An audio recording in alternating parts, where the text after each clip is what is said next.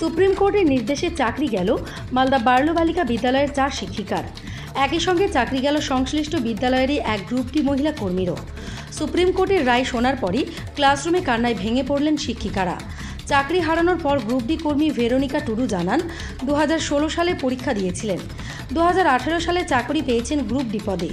দক্ষিণ দিনাজপুরের বাসিন্দা, আইসিডিএস চাকরি করতেন, 15 বছর করেছেন, কিন্তু আর্থিক কারণে ভালো রোজগারের আশায় গ্রুপ ডি পদে চাকরির জন্য পরীক্ষা দিয়েছিলেন। চাকরি হয় মালদা বার্লো বালিকা বিদ্যালয়ে। আর চাকরি হারানোর খবর পেয়ে কান্নায় ভেঙে পড়েছেন। একজন ছেলে রয়েছে, বেসরকারি স্কুলে পড়ে। এখন কি করবেন বুঝতে পারছেন না। রাষ্ট্রপতির দ্বারস্থ হবেন এমন ভাবছেন, জানালেন ভেরোনিকা টুডু। একই সঙ্গে এই বিদ্যালয়েরই আরও শিক্ষিকার চাকরি গেল।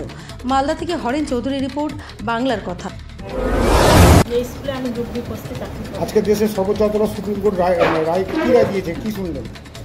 আমি রায় জাস্ট সকালে গতকালকে আমি খবর দেখেছিলাম যে হতে পারে, কিন্তু আমি কনফার্ম ছিলাম না যে হবে। তার কারণ মাঝে মাঝে এরকম হয়, আবার হয় না।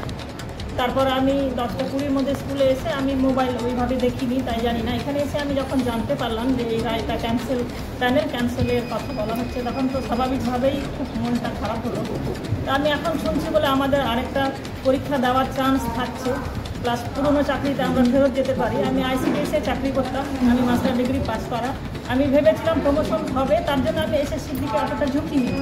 আমি ভেবেছি যে সুপারভাইজার হতে হতে সংসার আর সব কিছু করতে করতে তখন ওই কাজটা ছেড়ে আমি ভাবলাম যে এই রুগীতে একটু বসে দেখি, কোশ্চেনগুলো একটু সহজ হয়, দেখি যদি বসতে পারি। তখন বসে দেখলাম যে পাস হয়ে চলে এসছে। বলছি কত বছর হলো আপনি চাকরি করা? 7 বছর। বাড়িতে কে কে আছে? বাড়িতে আমার ছেলে আছে, মেয়ে আছে, আমার হাজব্যান্ড আছে। বাড়ি কোথায়? আমার বাড়ি হরিগাঁও। আপনি কি স্বচ্ছভাবেই এসেছিলেন? আমি তো নিজে তাই। এই যে এতজনের চাকরি চলে গেলো, কীভাবে দেখছেন পুরো বিষয়টা?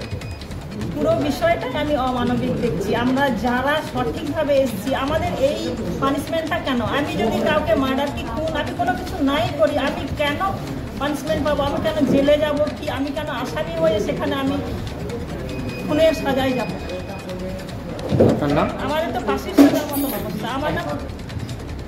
আমার নাম ভেরোনিকা টুডু। সুপ্রিম কোর্ট রায় দিতে শুনেছেন, আপনাদের স্কুলে কতজন আছে? আমাদের 4 জন টিচার আর একজন গ্রুপ ডি 2016। আজকে অন ডিউটি অবস্থায় আছে? হ্যাঁ, ওনারা অন ডিউটি অবস্থাতেই আছেন, পরীক্ষাতে গার্ড দিচ্ছেন।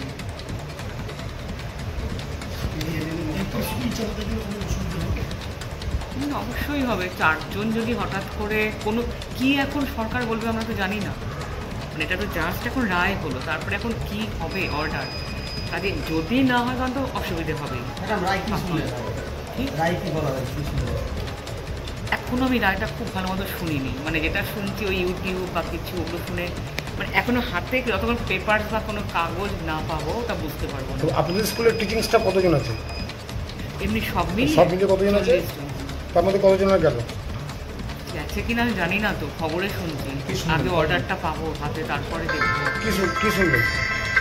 মানে এটাই শুনলাম যে ওনাদের হয়তো যারা অন্য চাকরিতে ছিল আগে, তারা হয়তো আগেরটায় ফিরে যাবে, সেরকমও কেউ কেউ আছেন। আর বাকিদের তো এখন কী সিদ্ধান্ত হবে। আর একটা গ্রুপ ডি বলছিলেন, ওই যে গ্রুপ ডিও বসে আছে। কতটা অসুবিধার মুখে পড়তে হবে? খুব অসুবিধার মুখে পড়তে হবে, কারণ আমাদের হায়ার সেকেন্ডারির সবাই টিচার। ওরা হায়ার সেকেন্ডারির ইংলিশ মিডিয়ামে, তার মধ্যে 2 জন টিচার। ম্যাডাম, যে 4 জন কোন কোন সাবজেক্টের টিচার? একজন হায়ার সেকেন্ডারি ফিজিক্স, হায়ার সেকেন্ডারির বায়োলজি। আমাদের হায়ার সেকেন্ডারির যে ইংলিশ মিডিয়াম পার্টটা আছে, ওরা 2 জন ওরা 2 জন ওই পার্টের টিচার। একজন হচ্ছে পলিটিক্যাল সায়েন্স হায়ার সেকেন্ডারি, আর একজন হচ্ছে এমনি পাস করছে বিএসসি।